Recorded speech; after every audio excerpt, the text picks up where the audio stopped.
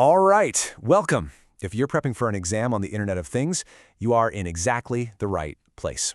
We are going to build your ultimate study guide, breaking down the essential blueprints and wireless rules that let billions of smart devices actually talk to each other. Okay, let's get into it. So just think about it for a second. You've got all these different devices from all these different companies. How is it not just total chaos? Well, the answer is standardized blueprints, these architectural models that make sure everyone is building from the same set of plans. But who actually makes these plans? That's what we're about to find out. Okay, here's our game plan. We're going to start with the big picture, the architectural blueprints, because you have to understand the why before the how really makes sense. Then we'll zoom in on 3 of the most important models for your exams, and we'll finish up with the actual real-world tech that makes this whole thing work. Right, so before a single sensor sends even 1 byte of data, these huge international groups have to agree on the rules. You can think of them as the architects of the entire IoT world. They create the standards that prevent, a digital Tower of Babel where no device can understand any other device. And these are the heavy hitters. For your exam, you need to connect the dots. ITF means Modified OSI Model. ITUT, think Simplified 4-Layer Model. And ETSI takes a more functional, domain-based approach. So let's kick things off with a closer look at what the ITF cooked up. Let's start with the Internet Engineering Task Force, the IETF. So these folks looked at the famous 7-layer OSI model that pretty much underpins all of traditional networking, and they basically said, nope, this is way too much for our tiny little devices. See, the original OSI model was built for powerful computers with tons of stable power, but IoT devices, they're often small, low power, and on shaky networks. So the IETF streamlined it. They made it more efficient, just for them. And wow, this picture just says it all, doesn't it? On the left, you've got the classic 7 layers. On the right, the IETF model. See how those complex presentation and session layers are just gone? They've been folded into a single, much more efficient application support layer. This isn't just shuffling boxes around, it's a really smart design choice to save resources on those constrained devices. Okay, let's walk through this from the bottom up. It all starts with a combined physical and data link layer. That's where raw data gets collected. Layer 2, data adaptation, is super important. It includes the gateway to the internet. Then layers 3 and 4, network and transport, are all about streaming that data.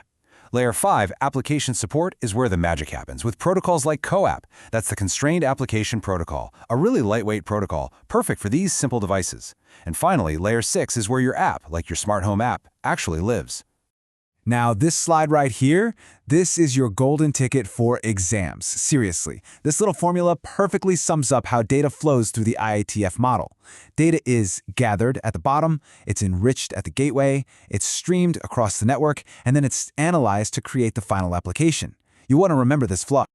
So the IETF model is fantastic when you need all the nitty-gritty details. But what if you don't? What if you need a simpler, higher-level view of things? Well, that's exactly where our next model from the ITUT comes into play. And you can see that beautiful simplification right here in this diagram. Just 4 distinct layers. It gives you a much higher level of abstraction. The goal here isn't to get lost in the details, but to provide a really clear top-down view from the physical device all the way to the app you use. So how do we make sense of these? Well, I like to think of it like building a house. Layer 1, the device layer, that's your foundation, the devices themselves. Layer 2, the network layer, that's all the plumbing and wiring that connects everything. Layer 3 is the services, the utilities that make the house actually livable.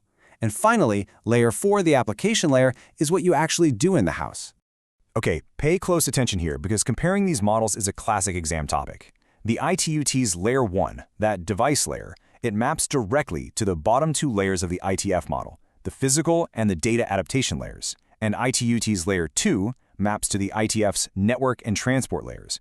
Understanding this mapping is absolutely crucial. All right, next up we have ETSI, the European Telecommunications Standards Institute. And they look at this whole problem from a totally different angle. Instead of a strict stack of layers, they think in terms of horizontal functional domains. It's less about the stack and more about what different parts of the system actually do. And this image really helps it all click. You see 2 big blocks, the device and gateway domain over on the left and the network domain on the right. This creates a really clean separation between what's happening on your local device network and the back-end network and applications. Let's make this real. In your smart home, right, the device and gateway domain is your smart thermostat, your connected light bulbs, and the little hub that connects them all using something like Zigbee. The network domain is your home Wi-Fi, your internet connection, and the cloud server that lets you control everything from your phone, even when you're not home. Okay, we've been up in the clouds talking about these high-level blueprints. Now it's time to get down to the ground floor and look at the actual tools and materials engineers use to build all this stuff.